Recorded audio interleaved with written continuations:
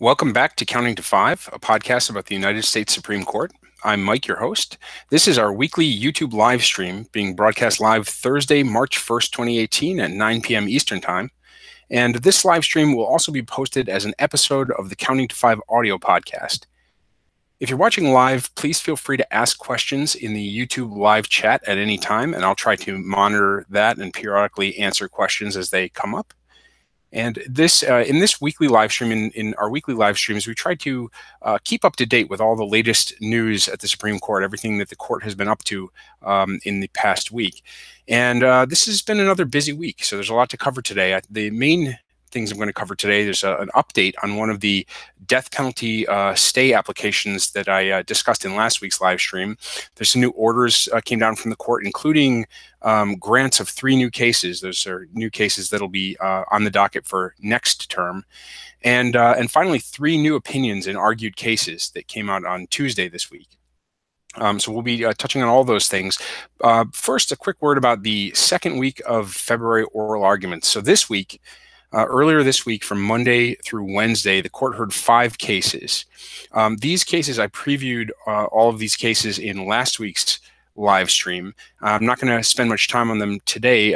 But I wanted to briefly mention one that has kind of been getting a lot of attention. On Monday, one of the cases they heard was Janus v. American Federation of State, County, and Municipal Employees. And this is a case that was a First Amendment challenge to mandatory agency fees. Those are fees that non-union members have to pay into a union, even if they're not a member of the union, to pay their share of the union's costs related to collective bargaining and other union representation. And this case, you may remember if you listened last week, a case raising the same issue as this Janus case was argued before the court back in January 2016, shortly before Justice Scalia's death. After his death, at the end of that, toward the end of that term, that case was it was affirmed by an equally divided court. What that means is the remaining justices on the court, the 8 justices left, were divided 4-4, and so the court was unable to reach a majority decision, and so the lower court's decision in that particular case just stood. But there was no opinions and no new precedent set in that case. Now, this case, this Janus case, is back at the court this term with raising the same issue.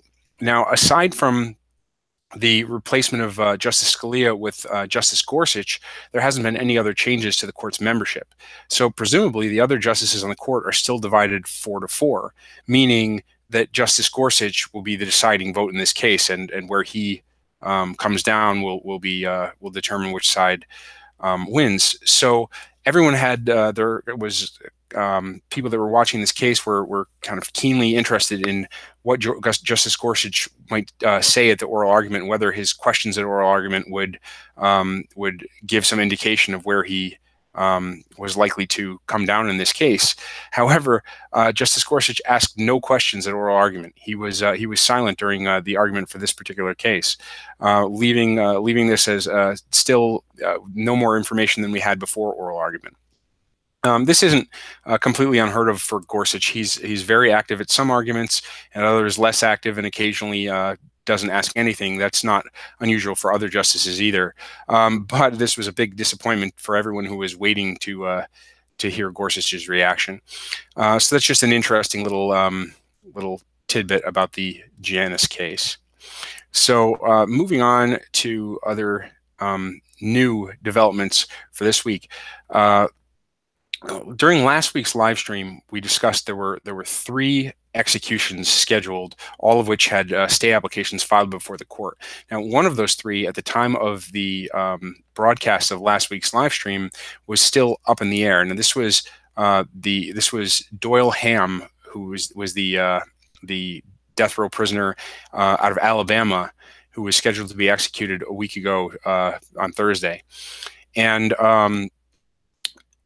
he had filed a last-minute stay application arguing under the 8th Amendment that it would be cruel and unusual punishment to execute him by lethal injection due to his collapsed veins, which would make it impossible for them to inject him properly.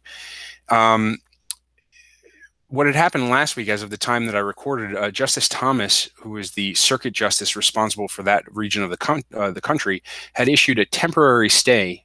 But as I said last week, this would be referred to the rest of the court, and it would be up to the full court to decide if that stay became permanent or whether there was further action on that. Now, right around the time when the live stream was happening last week, the full court did indeed deny the stay application, which lifted Justice Thomas's stay and allowed the execution to go forward. There was some dissents filed by Justice Breyer and also by Justice Ginsburg, joined by Justice Sotomayor, expressing concerns. Justice Breyer was a actually, Justice Breyer didn't dissent, but noted his concerns that he's raised about the death penalty generally. Justice Ginsburg, joined by Justice Sotomayor, did dissent with concerns about the proposed method of execution. Now, the surprising development that came out of this was there was reporting the following day. The expectation was, with the stay lifted somewhere around 9 o'clock, the execution would go forward. This, as is kind of regular occurrence in these executions that are either temporarily stayed or not stayed. They tend to go forward a few hours later. But there was reporting the following day saying that Ham in fact was not executed. That sometime around 11:30 p.m. the execution was called off because medical personnel had said that there wasn't enough time left to ensure a humane execution before the death warrant was due to expire at midnight. Some subsequent reporting came out after that, characterizing this as a botched execution. According to Ham's counsel, the execution personnel called off the execution only after several hours of unsuccessfully attempting to find a usable vein. They started with his legs, later moved up to his groin, trying to find a vein that they could access. And according to his counsel, he was stuck with needles around a dozen times in attempts to find a usable vein, allegedly puncturing both his bladder and his femoral artery in the process, and eventually gave up when they were unable to, after several hours, unable to get a usable vein. So if his execution is going to go forward in the future, the state will need to reschedule that, and the whole process will start all over. But I mean, given the circumstances and what happened, this will inevitably result in additional filings from Ham's legal team on these the cruel and unusual punishment grounds, and now they'll have additional ammunition given the actual circumstances when they attempted to execute him the first time. So it's kind of a unusual and result on that stay application. Last Friday, February 23rd, the court released the calendar for the April oral arguments, and April is the last oral argument month of the normal term. The court hears arguments from October through April. This calendar had no surprises. There were 12 cases scheduled for argument, and they were the expected cases that were kind of teed up to be argued in April. There was all of the cases, basically cases that were granted by the court back in January, which was about the last time they could grant cases and have them ready for the April calendar without severe expediting. There's some interesting cases in that batch, and we'll be talking about them on Counting to 5 as we get closer to April. Now, there was one interesting thing to note about the calendar. There's 6 argument days in the April calendar, 3 Monday through Wednesday, each of 2 weeks. And they granted 12 cases. So you would think they would schedule 2 a day, as is kind of their typical practice when they have enough cases to fill. They like to do 2 arguments a day. But in fact, on the second week, they scheduled 3 cases for the Monday. And on the Wednesday, the last day of argument, they have only a single case, which is Trump v. Hawaii. That's the case about the travel ban litigation, the challenge to the Trump administration's ban on entry of nationals of certain countries into the United States. Now, it makes perfect sense that this case, Trump v. Hawaii, is on the last day. It was the last case granted in the term. It was granted later than the other cases, and putting it on the last day gives as much time as possible for briefing, so the briefing doesn't have to be shortened. The timetable doesn't have to be shortened any more than necessary. But the fact that it was placed alone on that last day, it suggests that the court may be leaving some flexibility to allow the oral arguments in the travel ban case to run long. And this is an interesting difference between the way Chief Justice Roberts runs oral argument compared to his predecessor, Chief Justice Rehnquist. Chief Justice Rehnquist was famous for being extremely strict about the time limits of oral argument. He was famous for cutting lawyers off the second their time expired, and just not being amenable to any increases in time.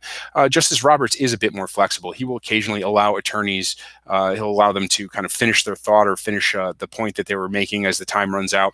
And he occasionally grants extra time. This has happened a few times this term. For example, in Carpenter v. the United States, that's kind of a much watched case about whether the police can collect cell phone location data, cell tower location data. And before the argument began in that case, the Chief Justice announced that he was giving an additional 10 minutes to each side for argument. And sometimes this happens just during the course of the argument. In another case, the Masterpiece Cake Shop case, which is the kind of highly anticipated case about whether a baker could refuse to sell a cake for a same-sex wedding reception. And during the course of that argument, the Chief Justice told counsel that he was adding additional time, giving them an additional few more extra minutes that were going to be added to the argument time for each side. Possibly partly in response to some of the justices eating up a lot of the time with lengthy questions. But given that the travel ban case, which again is another one of these very highly anticipated cases, it also has a number of different legal issues that are in play. It seems like maybe the court is giving itself some flexibility to extend that argument time if it thinks it would be useful. So that moves us, let's move on to this week. Monday morning, the court issued its orders list, and this is orders coming out of the conference that the court had on Friday last week. And this week, the court added 3 new cases to its docket. These are cases that will be argued next term. These will almost certainly be on the October argument calendar, and that brings us up to 4 cases so far for next term. And throughout the rest of this term, throughout the spring and into June, when the court wraps up its work for the term before its summer recess, the court will continue to gradually add new cases to next year. And basically, it needs to fill out the fall calendar. That's the October, November, and December argument sittings. It needs to basically fill those out before it leaves for the summer in June. After that point, the time frame gets too short. When they come back at the end of September for the new term, it's pretty much too late at that point to add additional cases onto the fall calendars. So it'll be interesting to watch. The last couple years, the court has had a very light calendar, and this has started with a low number of cases granted in the spring before the court leaves for its summer recess, and that's kind of been the beginning of a low caseload.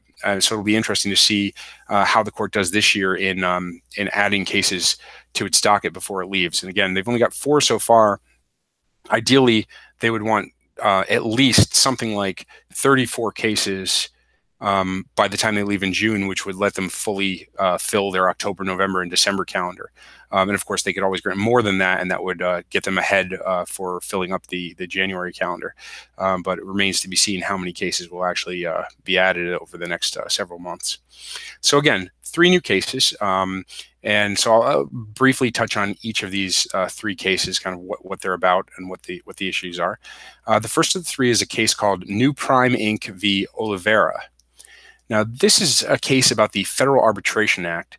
And the Federal Arbitration Act, this is something that came up this term in a case called Epic Systems, which is opinion has not been released yet. It's a case that was argued way back in October.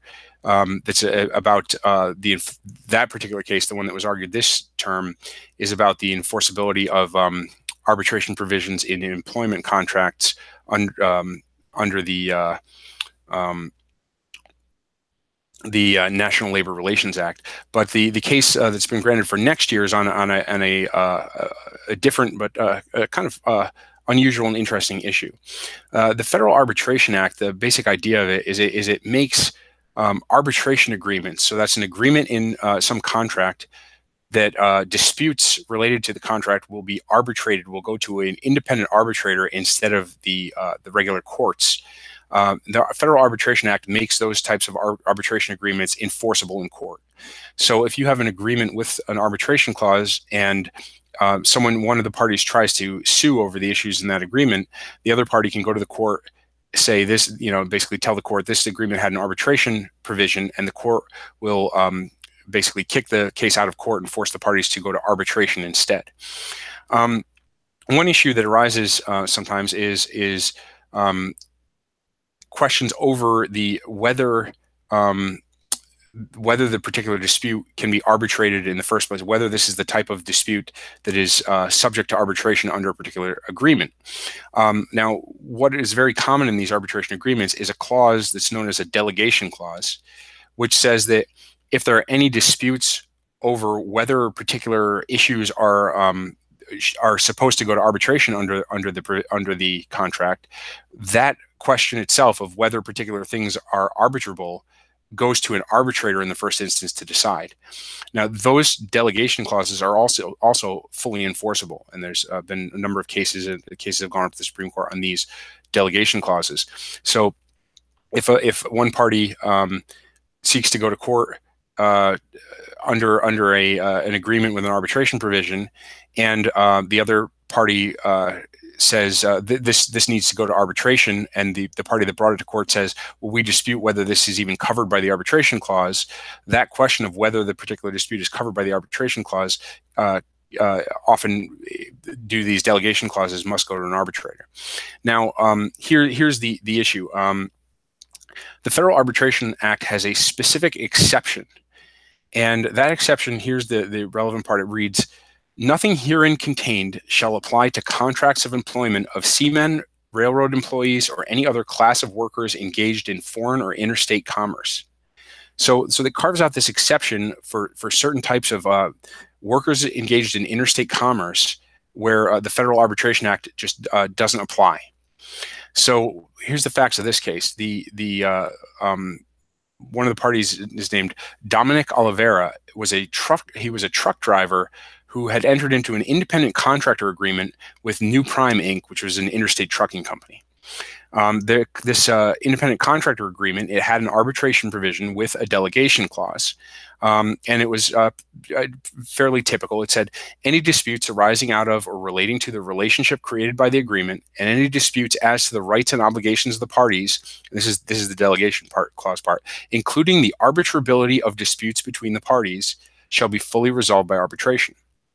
Now, Oliveira brought a class action, and he was alleging, among other things, that he had been misclassified as an independent contractor. And this is a common claim in certain types of disputes over wages or overtime, because whether someone is an independent contractor or an employee, it will determine whether certain, for example, overtime provisions apply to them. And so he brought this claim. And one of the issues is whether he is, in fact, an independent contractor or an employee. Now, the issues here are that exception that I read above about employees, workers engaged in interstate commerce. It specifically refers to contracts of employment. Now, the Oliveira here had a independent contractor agreement, and the issue here is when it says contracts of employment, So he's clearly he's engaged in interstate commerce as a trucker working for an interstate trucking company. But is he exempt from the Federal Arbitration Act? Is he in the exception because this is a contract of employment? And the trucking company says, no, this is not. Employment means employees, an employee agreement. It does not mean independent contractors. And they cite numerous provisions of federal labor law that distinguish between employment and independent contractor arrangements, and they say so he just doesn't fall within this exception, so it doesn't matter. But before the court even gets to that question, there's kind of a first question, and the question is, does the court even get to decide this? Because as I mentioned before, there's this issue with delegation clauses, which say if there's a dispute over whether something is arbitrable, it goes to the arbitrator first, not to a court. And so the argument here by the trucking company is that very question of whether he is, as a independent contractor, he is covered by this exception, that should go to the arbitrator to decide that question. And also, even if it doesn't, if it comes down to whether or not he's an employee, because that's one of the claims he's raised in the case, is that he's actually an employee, not an independent contractor. Well, for purposes of this, whether this is covered under the Federal Arbitration Act, that should be decided by the arbitrator, because that's just a part of this arbitrability decision that they agreed under the delegation clause to send to an arbitrator. And Oliveira disagrees, obviously, and argues basically that before you can invoke the Federal Arbitration Act to require arbitration, you need to decide if the Federal Arbitration Act even applies, and that's kind of a threshold question that the court needs to answer before it can even get to the point of sending this to arbitration. So it's kind of an interesting little puzzle here. There's kind of almost a circularity issue that comes up in these Arbitration Act cases. So the court's going to have to answer that and determine whether those type of, I guess, statutory determinations about whether something is arbitrable rather than just a contract interpretation, whether that's the kind of thing that must go to an arbitrator first. So that's the first of the cases. The second case, the new case that was granted, is called Mount Lemon Fire District v. Guido. Now, this is a case about the Age Discrimination in Employment Act, and kind of an unusual question about how that applies to state or municipal type employers. And so here are the basic facts of the case. There were two plaintiffs in the case. It was John Guido and Dennis Rankin, who were hired by the Mount Lemon Fire District in Arizona in 2000. Now, the Mount Lemon Fire District, it's an Arizona special fire district that, at the time relevant to this case, had only 11 full-time employees, and I'll explain why that's important in just a moment. In 2009, these two men, Guido and Rankin, were laid off, and they sued the Mount Lemon Fire District alleging age discrimination under the ADEA, which is the Age Discrimination in Employment Act. So they alleged that they were fired. It was as a result of age discrimination, and the ADEA it generally prohibits discrimination on the basis of age by covered employers. However, the act doesn't cover everyone, and specifically certain small employers aren't included in the act's coverage. Now, the relevant language, this is the statute as it was amended back in 1974. Here's the relevant language. It says, the term employer means a person who has 20 or more employees. The term also means a state or political subdivision of a state, and any agency or instrumentality of a state or a political subdivision of a state, and any interstate agency, but such term does not include the United States or a corporation wholly owned by the government of the United States. All right, so it starts out by saying employer means a person who has 20 or more employees. Now, that's the portion that clearly applies to a private employer, right? So if you're a private employer and you have fewer than 20 employees, you don't qualify as an employer under this act, and so you're not covered by the ADEA. However, if you have 20 or more employers, then you're covered. Now, the issue here is, what about the second part of the language that I read, where it says the term also means, and then it goes on to say a state or political subdivision of a state, etc., and then excludes the federal government. So it says the term also means various state or bodies, but does not include the federal government. The question here, there's two ways, two different interpretations that are being argued for this provision. Now, the plaintiffs here in this case, so Guido, the first name plaintiff, argues the plain literal reading of this language is that employer means two different things. It means, first, anyone with 20 or more employees, and second, it means any state or political subdivision. And so anything that falls within either of those two categories is an employer under the Act, and therefore qualifies. Now, why this is important? As I mentioned before, the Mount Lemon Fire District, the employer in question here, only had 11 employees at the time when this firing occurred. So the question here is, does a state employer, a state or state subdivision, does it have to also have 20 or more employees to qualify? So Mount Lemon argues that the clear meaning of this is, first, it defines employer as 20 or more employees, and then it was specifying which type of government agencies should be included within that the class of persons that are referred to in this statute. So it was just saying that states and state subdivisions qualify, are included within the statute's coverage. The federal government is not included within the statute's coverage. They also argue the history of this. Originally, when the ADEA was first passed, both state and federal instrumentalities were entirely exempted from it. And it was only through a later amendment that the state was pulled in, but the federal government was still not covered. And they argued that this the way that this is structured in this two-step process, where they first define employer as someone with more than 20 employees, and then go on to say it also means, and talk about the state and federal issue, that structure is because of this history and how it was amended. But the most reasonable interpretation is that any employer, whether it's private or public, it needs to have 20 or more employees in order to fall within the coverage of the ADEA. So the court's going to have to take a look at that and decide.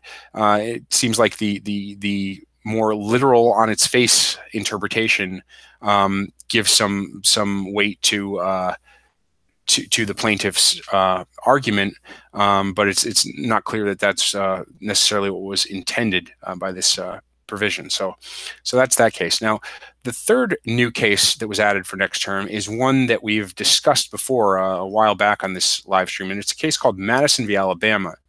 And this is a case we discussed back a month ago on the February 1st live stream.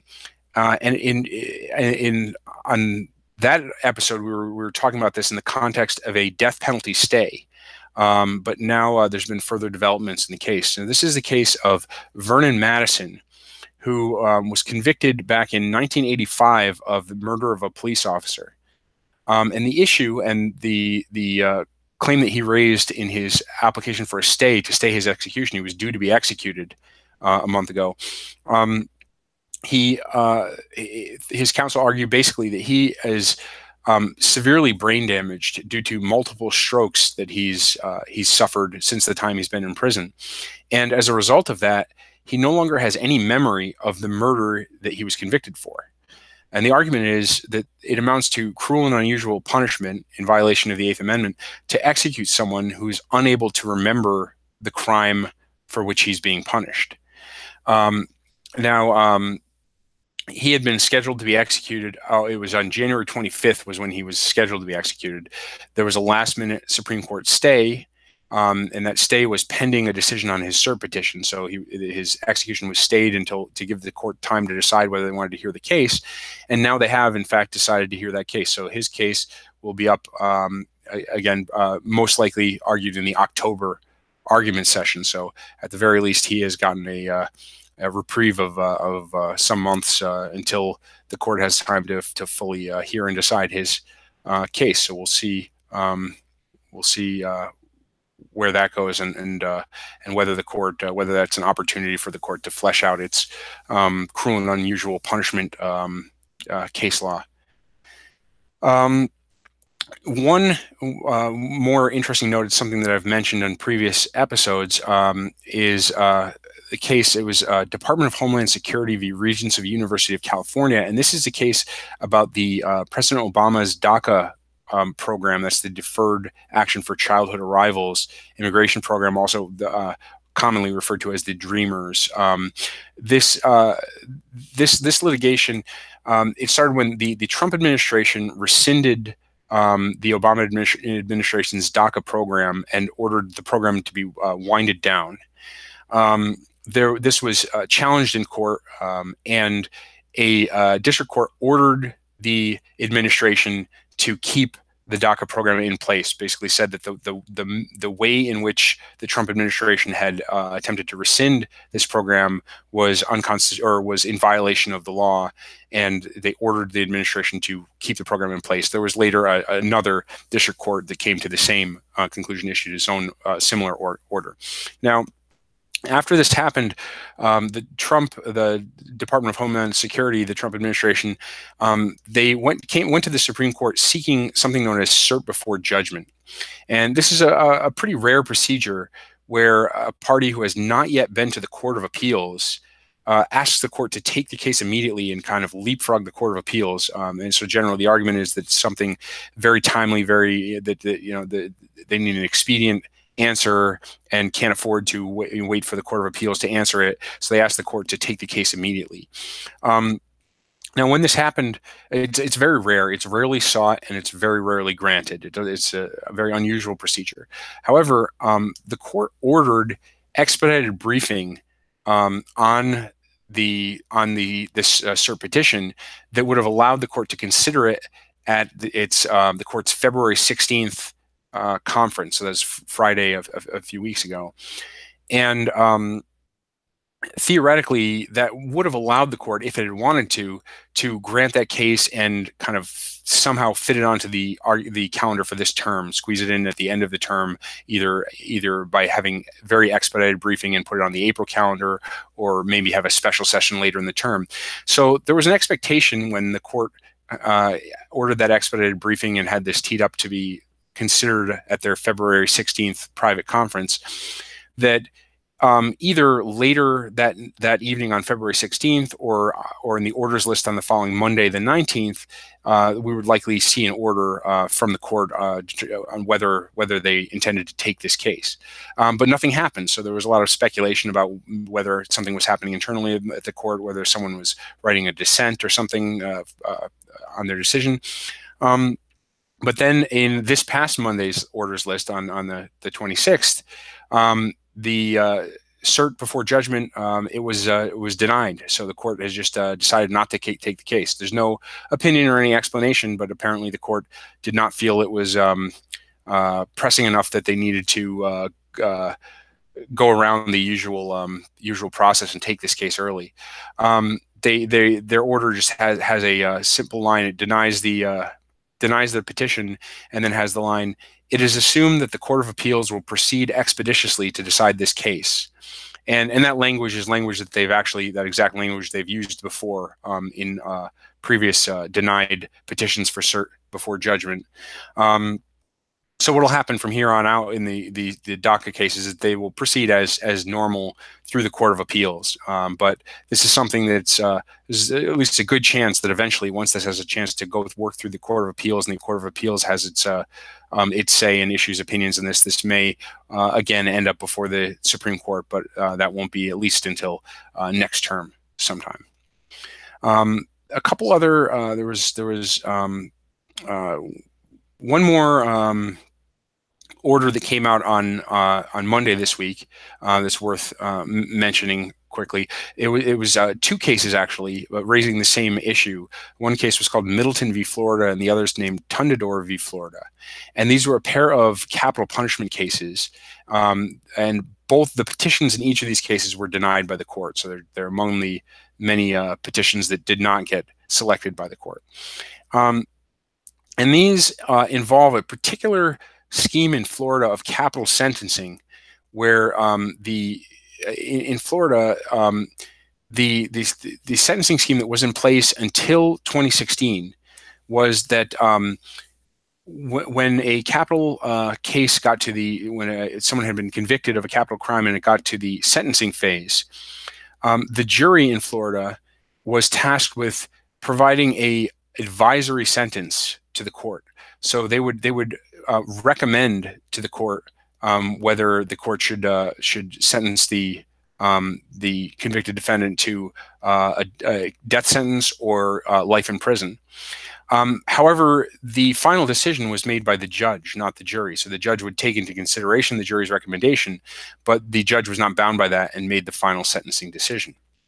Now, just 2 years ago, in a case called Hurst v. Florida, the Supreme Court held that this process was unconstitutional under the Sixth Amendment's right to a jury trial.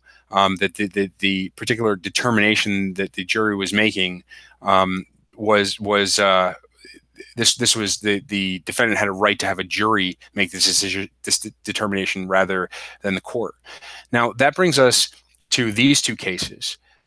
Both of these defendants were sentenced to death under this advisory scheme. So before this Hurst v. Florida case in 2016, they were sentenced to death by a jury which recommended that sentence, but where the judge made the final determination. Now, after Hurst, they challenged their sentences, and Florida courts held that because the jury recommendations in both cases were unanimous for the death penalty, that this was what's known as harmless error. It's an error that wouldn't have affected the results in the case, and so therefore the death penalty, their sentences were valid and could stay in place. Now, the argument that these two defendants were making was that this actually violates the Eighth Amendment's prohibition on cruel and unusual punishment, because these death sentences were being handed down by a jury that had been assured during the course of its sentencing deliberations that its decision was non-binding and advisory only. And when a jury is told that what they're doing is non-binding and advisory, it kind of reduces the moral stakes of the decision and causes a jury to take that less seriously, which creates a kind of a greater risk of arbitrary application of the death penalty, which is a concern the court has recognized in these Eighth Amendment, cruel and unusual punishment death penalty cases. But the court, so that was the argument made by these defendants. The court did not choose to hear these cases. And there were a few dissents from that decision. There was one dissent by Justice Sotomayor, joined by Justice Ginsburg. And she just emphasizes that she kind of criticizes the court for repeatedly not taking cases on this very issue. There have been several cases have come up to the court on this issue of these advisory sentences that the court has not taken. And so she criticizes the court for not taking those cases. And then there was another similar dissent from the denial of the petition by Justice Breyer. And he just writes separately because Justice Sotomayor's decision was based on the Hurst v. Florida decision, which she had written, which was a Sixth Amendment case about the jury right. And Justice Breyer did not agree with the Hurst case. He has a very different view of the Sixth Amendment line of cases requiring juries to find facts related to sentencing. And he has long held a different view on those particular issues. So he had his own separate dissent, but that's just another couple short opinions that came out.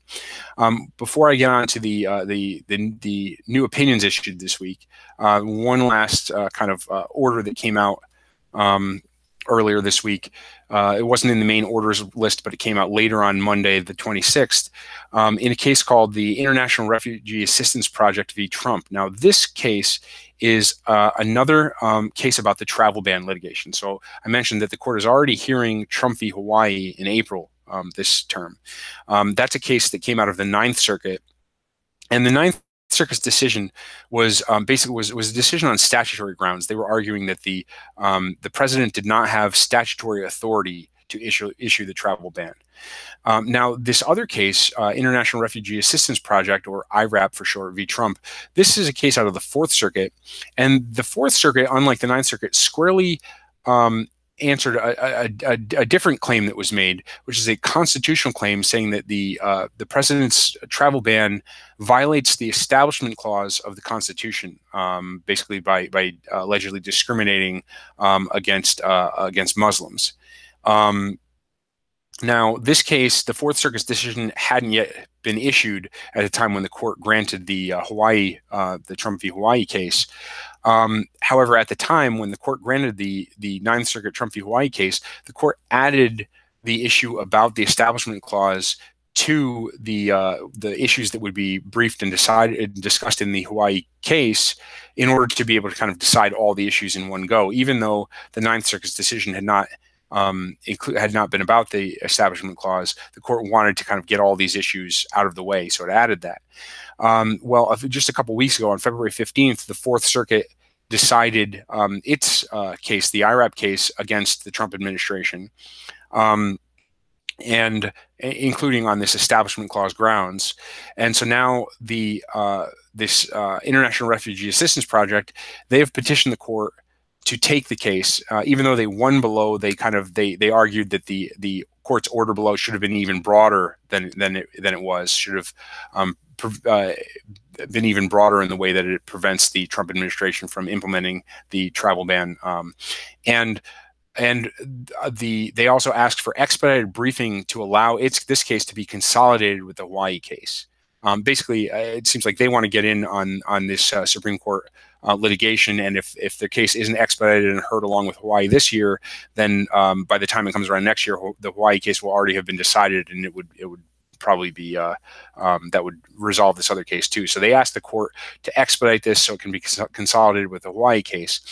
On Monday this week, the court issued an order ordering expedited briefing in this case, and the government's response to that expedited briefing on this case is due actually tonight. So sometime later tonight, the government should be filing its response, and then the court at some point will be considering whether to consolidate this case and hear both of these cases in April.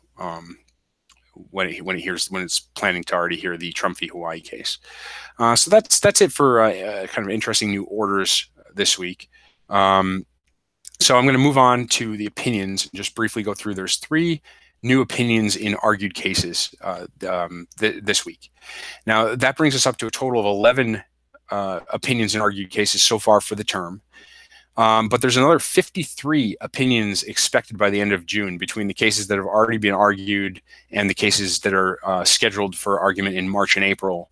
That is another 53 opinions expected. So we can be expecting a lot of opinions coming down for the rest of the term from here on out through June. The court has a lot of material to still get out of the way. So let me talk briefly about each of these 3 opinions. I'm going to start kind of with I think the simplest one and work my way toward the most complicated. Now, none of these are a really high profile case, but there's some interesting issues about some of them. So let me just run through quickly. The first of the cases, this is the most straightforward, possibly the least interesting. It's a bankruptcy issue. It's called Merit Management Group v. FTI Consulting. And it was a unanimous opinion written by Justice Sotomayor. And the basic issue is this. It's a bankruptcy case. In the bankruptcy code, there's a procedure called avoidance. And avoidance is what it's called when a court undoes what's known as a fraudulent transfer. Now this is when payments are made in advance of some entity entering bankruptcy. There may be for multiple reasons. The court can unwind those payments that were made in advance of bankruptcy if they qualify as fraudulent transfers, and there's a couple different types of them. For example, if a debtor knowing that they're going to go into bankruptcy, pays money to one of its creditors and allows that creditor to kind of recover all its money before declaring bankruptcy, even though had it gone into bankruptcy, that creditor would have had a lower priority and would not have collected its full amount of money, then that payment can be unwound in order to prevent the debtor from kind of evading the normal rules of priority that determine who gets paid out in bankruptcy. And it's also, avoid situations where there's kind of a race between different creditors to if they know that a company is in trouble, kind of a race to try and collect their money before it all runs out, by allowing those payments to be unwound and everyone to be kind of paid equally according to the normal rules. So that's the process. But there's a special exception in the bankruptcy code, and the exceptions for, and here's the relevant language, for a settlement payment made by or to or for the benefit of a financial institution, or that is a transfer made by or to or for the benefit of a financial institution in connection with a securities contract. And this is referred to as a safe harbor, and it's intended to protect banks from having these settled financial transactions undone, which can have a lot of negative repercussions for the banks when they have, banks have large numbers of transactions going through, and some of these transactions for very large amounts of money, and they have a lot of various capital requirements, and they try and hedge and balance certain liabilities. And when transactions are undone after the fact, that can just kind of wreak havoc if this is happening a lot. So there's this safe harbor that's supposed to protect them from that. Now, the issue here is there's a company called Valley View, and it entered into an agreement with Merit Management Group related to a horse racing venture. And under this agreement, they paid $16.5 million to Merit Management. But then shortly after that, this Valley View declared bankruptcy. Now, FTI Consulting is the bankruptcy trustee, and they want to avoid, and that means undo, the payment to Merit Management. And the argument is that this payment to Merit Management that qualifies as a fraudulent transfer under the bankruptcy code and should be able to be undone. But the Merit Management argues that this payment was made by a transfer of funds between two banks, and therefore it fits into the exception for these payments by or to or for the benefit of a financial institution and can't be undone. The court basically rules, and this is unanimous. It says that the focus of the bankruptcy statute is the specific payment that's being avoided, right? The payment that they want to be undone. And this was the payment from Valley View to Merit Management. The bankruptcy statute doesn't care about how it gets from one to the other. It doesn't care that the components of this payment went through banks on the way there and had transactions that might technically fit that language, because the actual payment that's being avoided, being undone, is the payment from Valley View to Merit Management, not a payment to or from a bank. And the argument is that this is consistent with the provisions that grant the avoidance power in the first place. When it says that certain types of fraudulent transfers can be undone, the transfers that it's talking about it's not concerned about whether things are paid to or from a bank. It's talking about who is the real recipient of the money from the debtor. And so the court unanimously decides that in this particular case, it doesn't matter that there are banks involved in the middle. That doesn't get you into the safe harbor, and this transaction can be undone. So that's that case. Let's move on to the other two cases. Again, these are getting a little more complicated. The second case is a case called Jennings v. Rodriguez. Now, this case, if you want more background about this case, it's a case about the detention of immigrants who are involved in removal proceedings. That's being deported from the country. And I, in episode 15 of the podcast, I had an interview with Ahilan Arulanantham, I apologize for that pronunciation, who was the counsel for it was a class of immigrant detainees. He represented them and argued the case at the Supreme Court. And back in the fall, before the argument, I interviewed him, and that's, again, episode 15. But the basic idea of this case is that there are immigrants either who are detained as they are trying to enter the country at the border or at an airport or some entry point, or immigrants who are in the country already, but are become subject to deportation proceedings and are challenging their deportation. And during the time when these immigrants are challenging whether they can be deported, they are held in immigration detention. And this can sometimes be for extended periods of time, even multiple years. And the argument by these the immigrants is that they should be entitled to a bond hearing to determine whether they can be released on bail during the time when the deportation proceedings are going on. Now, this case has an interesting procedural history. It was on the calendar actually last year, and was argued in the last term in November of 2016. Now, at the time, the court had an 8-member court. This was after the death of Justice Scalia, but before Justice Gorsuch had joined the court, so there were only 8 justices. The argument at the time was based on statutory interpretation. It was an argument that that the statute, the immigration statute, should be interpreted in such a way as to allow for these bond hearings. But after the argument happened, the court ordered additional briefing on a constitutional issue, asking whether the Constitution required that these immigrants be provided with bond hearings. But what happened is when the end of the term came around and no decision came down in this case, and instead it was held for re-argument the following term, this term, now that there's 9 justices with the addition of Justice Gorsuch. The assumption is that there's a 4-4 divide on the court, and they were unable to come to a majority decision. And this was basically confirmed in a public talk by Justice Ginsburg.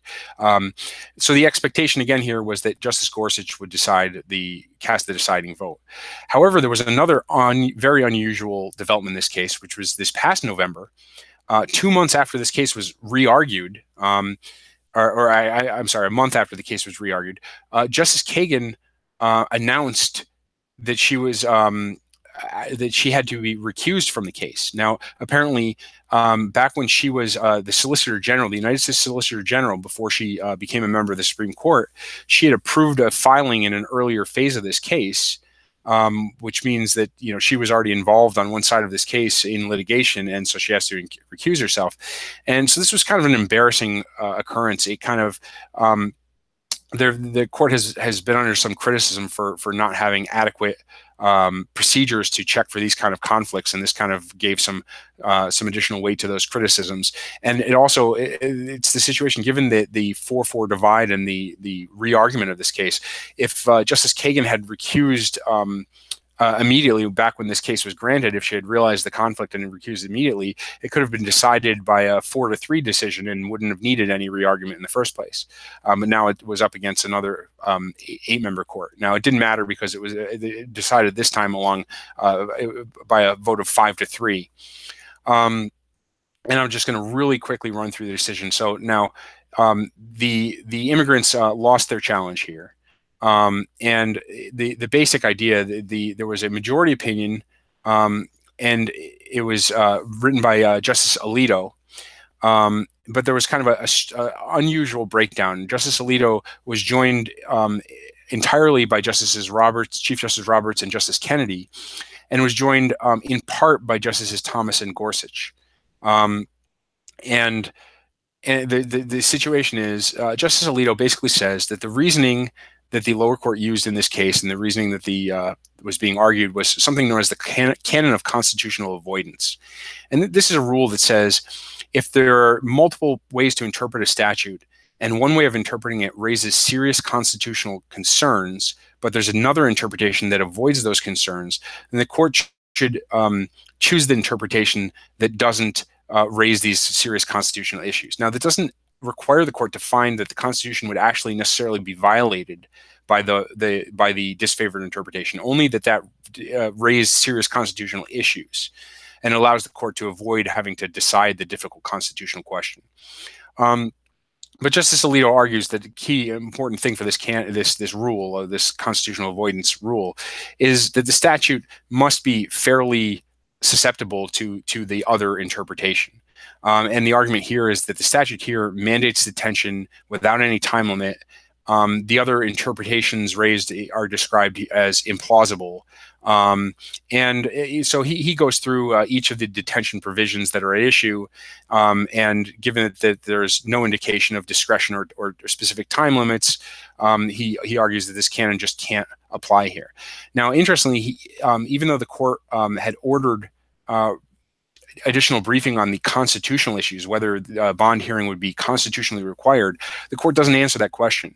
And Justice Alito, the majority, orders this case remanded to the Ninth Circuit to consider the constitutional claims, saying basically these hadn't been ruled on before. The Ninth Circuit hadn't previously considered them, and the Supreme Court is not in the first instance going to consider them, so it sends those back down. For reasons of time, I'm not going to get into it. There's some interesting discussion about class certification. So this is a class action, and Alito's opinion casts some doubt on whether this could be going forward, could be appropriately continue to be litigated as a class action. So that's the basic idea. Now, the interesting little detail on it, as I mentioned, that part of Justice Alito's opinion was not joined by Justices Thomas and Gorsuch. And it was a portion of the opinion where Justice Alito went through the jurisdiction over this case and found that the court had jurisdiction to hear this case. Now, Justice Thomas argues that, in fact, the court does not have jurisdiction. He points to a statute that removes the court's jurisdiction except as to final removal orders and a few other exceptions not relevant here, and argues that because of that statute that doesn't give the court's jurisdiction over these removal cases, that the courts actually have no jurisdiction to hear this, and there wouldn't be any jurisdiction until there's a final removal order that can be appealed. But he goes on to say, because a majority of the court found that there was jurisdiction, he then chooses to go on and join the remainder of the majority's opinion because he agrees with that portion of the opinion on the statute.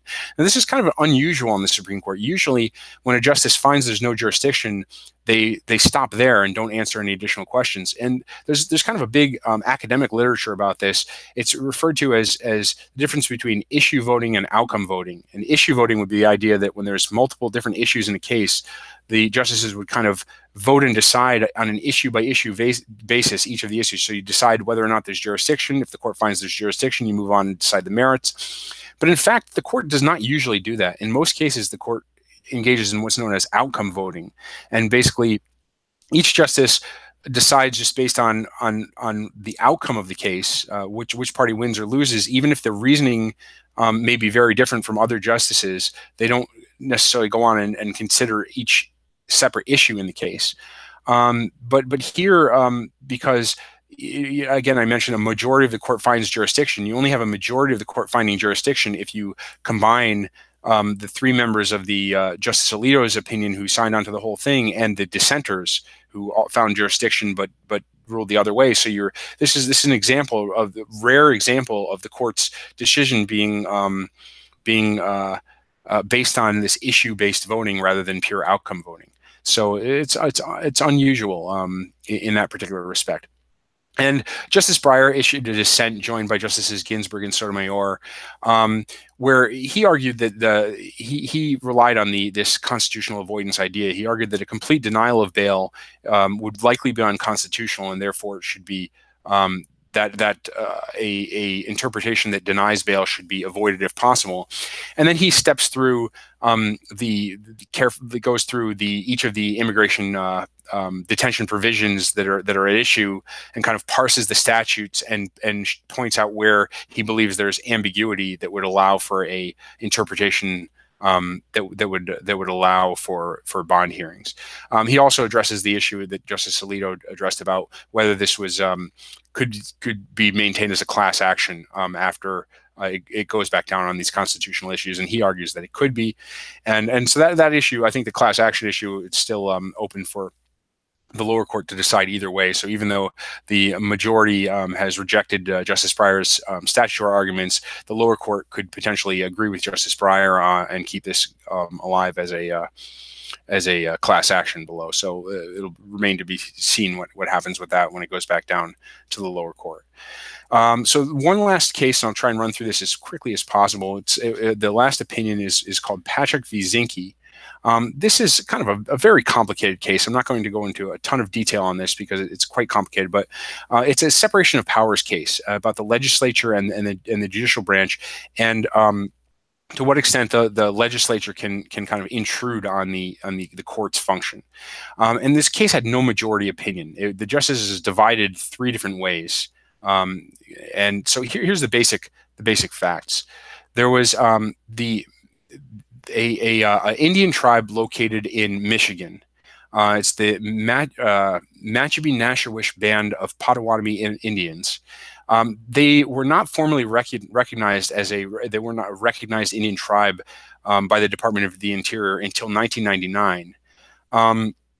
But they asked the federal government to take a plot of land after they were recognized. They asked the federal government to take a plot of land into trust under a statute known as the Indian Reorganization Act. And this is a process where the federal government holds land in trust for Indian tribes, and this is a kind of standard way that Indian lands are managed between the tribes and the federal government. And the reason they did this is they wanted to build a casino.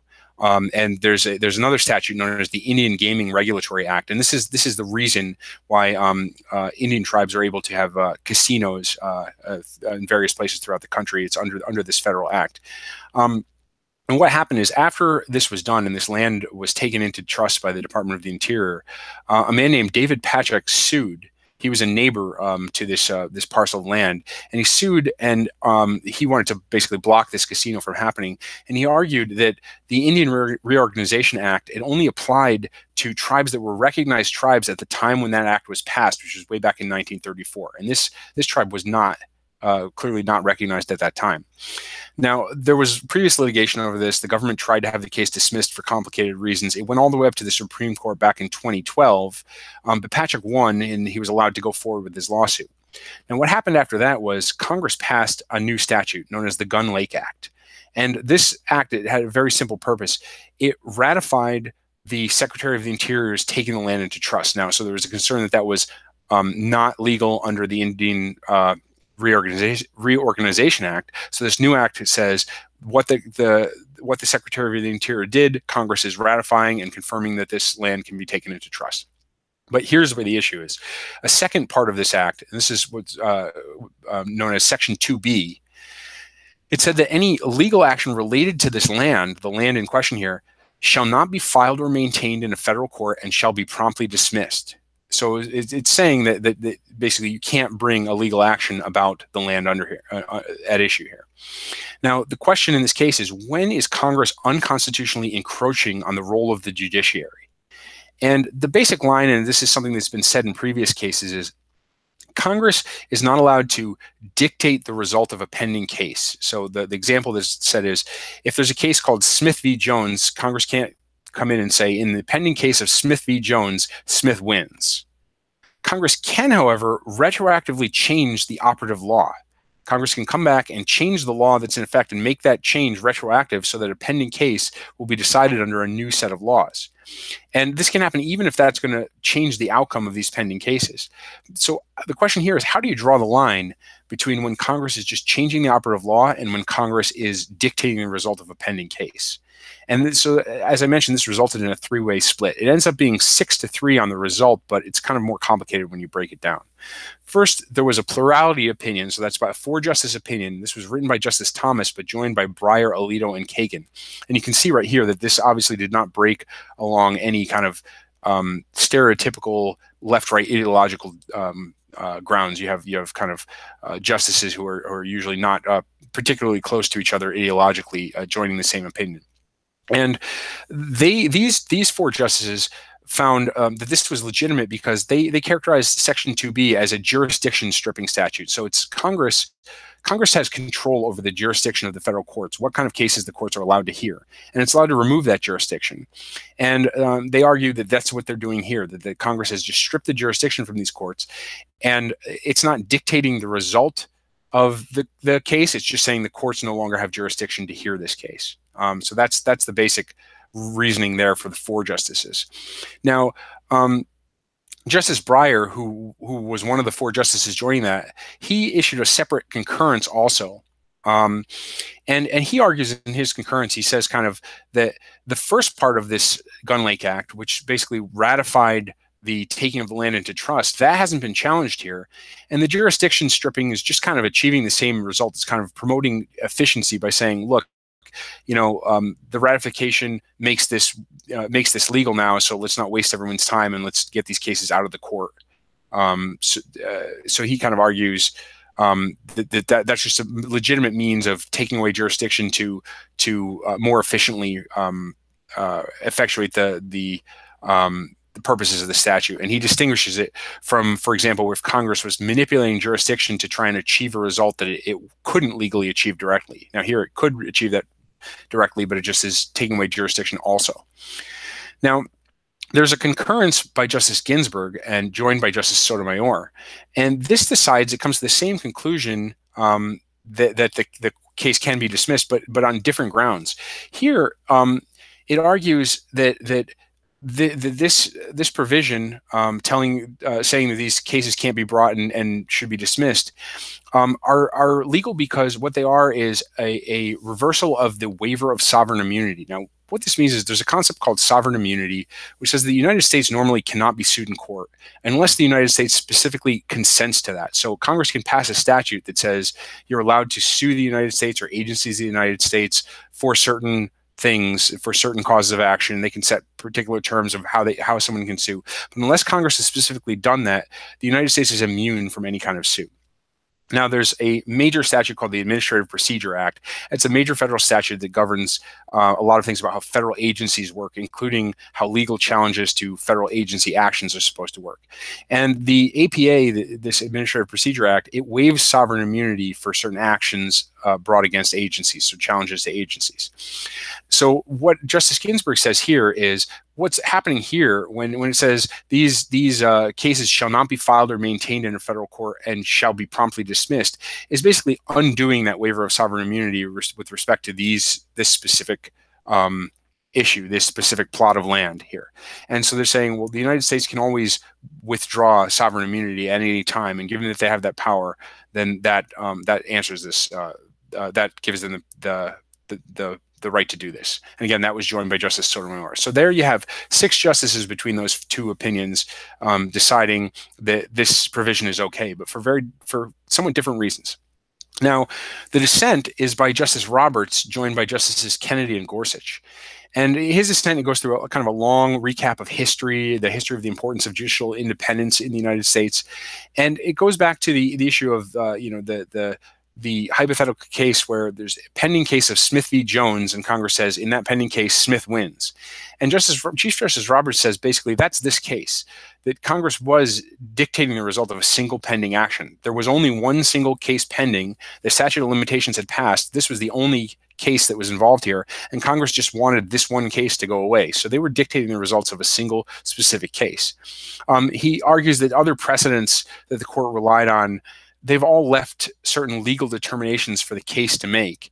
Here, there is no legal determinations left. It just directs the court to dismiss the case, which is the final outcome.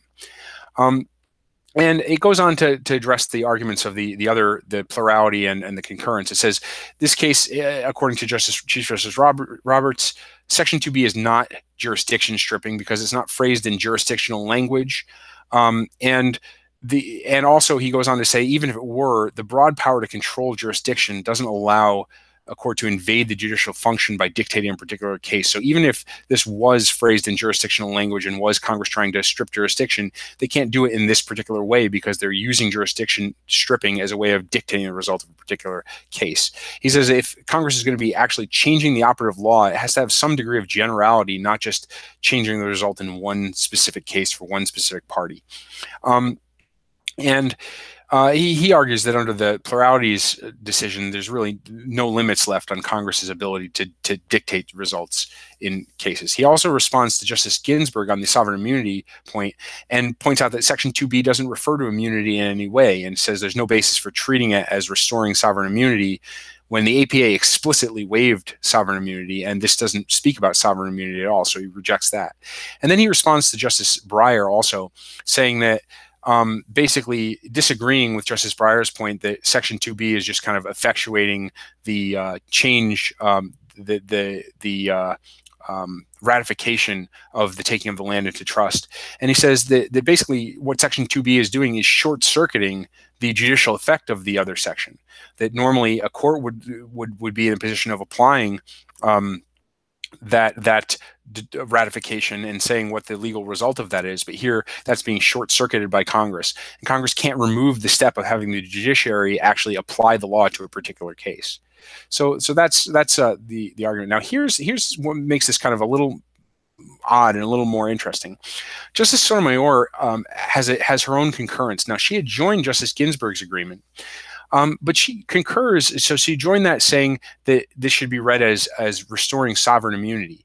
But she says that absent that, she actually agrees with the dissent that the Congress can't achieve through jurisdiction stripping what it can't do directly. And it can't strip jurisdiction over a single case. That's not what's meant by changing the applicable law. So the interesting thing here is, even though in this case it comes out 6-3 and allowing Congress to do what it did, it's not clear what would happen on this basic issue of how what the court can, or what Congress is allowed to do as far as stripping jurisdiction on particular cases. Because when you add up the different justices, the votes for the different positions, there were 4 votes, that's the plurality, Justice Thomas's opinion, that say that the statute was okay as it was authorized as jurisdiction stripping, as just removing this type of case from the courts. But there were apparently 4 votes, and that's the 3 justices in dissent, plus Justice Sotomayor, who say the statute is not okay as jurisdiction stripping. Justice Sotomayor doesn't explicitly say that, but it implies that she agrees on that point with the dissent. And then Justice Ginsburg is silent on the issue. She doesn't address that at all. She addresses it only under sovereign immunity and doesn't discuss the jurisdiction stripping issue. So that particular issue is still totally unresolved. And in a future case where the government is not involved in there, so sovereign immunity isn't in play, this would still apparently be an open question that just hasn't been resolved. So it's kind of an odd question that doesn't really end up with a very satisfying result, and this issue I think will still be out there and still open in the future about how far Congress can go in intruding on the judiciary's role. So that brings us to the end of this live stream episode. The next live stream will be a week from today. That's Thursday, March 8th at 9 p.m. Eastern time. And that's our standard, usual weekly live stream time, Thursdays at 9 p.m. Eastern. But you can always check the Counting to 5 YouTube channel to find the next scheduled live stream. The court doesn't hear oral argument for a few weeks. The March oral argument session starts up on Monday the 19th, so we have a little time off. However, tomorrow, that's the March 2nd, the court has another conference, and there'll be an orders list coming down on Monday next week. So we could see more opinions coming down. We could see more cert grants. So if there are some more opinions or other interesting developments in the next week, then I'll probably focus on those in next week's live stream. Otherwise, I may use that live stream for an opportunity to take a closer look at another one of the court's cases for the term and do more of a deep dive in a particular case, but we'll just have to play it by ear and see what comes out of the court on Monday. Whether you're watching on YouTube or listening on the audio podcast, I would love your feedback. You can leave comments on the show notes at countingto5.com, on the Counting to 5 YouTube channel or Facebook page, tweet at countingto5, or send an email to mike@countingto5.com. Please subscribe to the Counting to 5 YouTube channel or the audio podcast to make sure you don't miss future episodes. And thank you for listening. This has been Counting to 5.